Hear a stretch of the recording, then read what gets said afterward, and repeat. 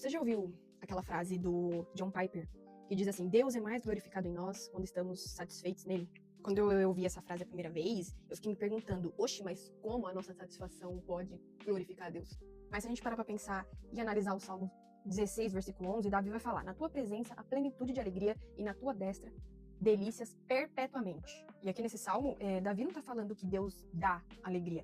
Ele tá falando que a própria presença de Deus é a fonte dessa alegria.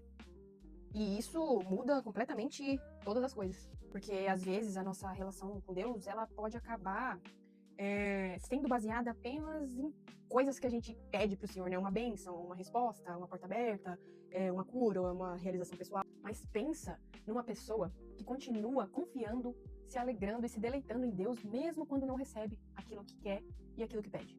E como e por que essa pessoa consegue fazer isso, né? Simplesmente porque essa pessoa conseguiu descobrir que Deus não é um meio para chegar a essas bênçãos, né? Deus é a própria bênção. E é exatamente aí que a frase do John Piper faz total sentido. Porque quando Deus nos dá aquilo que a gente deseja, aquilo que a gente pede, a gente pode facilmente amar mais o presente do que o doador desse presente. Quando a gente consegue, de coração sincero, se colocar diante do Senhor e falar: Senhor, eu quero aquilo que eu tô pedindo pro Senhor, mas acima de tudo, eu desejo e eu quero mais ao Senhor.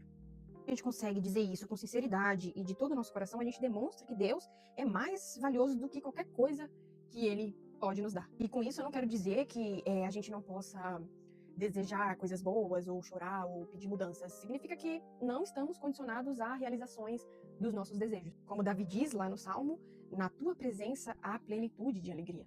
Mas se eu não receber aquilo que eu quero, aquilo que eu peço, Deus vai continuar sendo suficiente para mim? Porque quando Deus, o Senhor, se torna o nosso maior desejo, o objeto da nossa maior afeição, a nossa vida começa a demonstrar aquilo que o Salmo 16 já ensinava, né?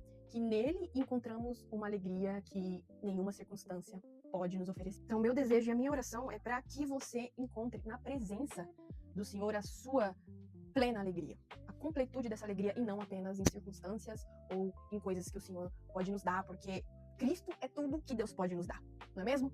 Amém? Fique com Deus e tchau!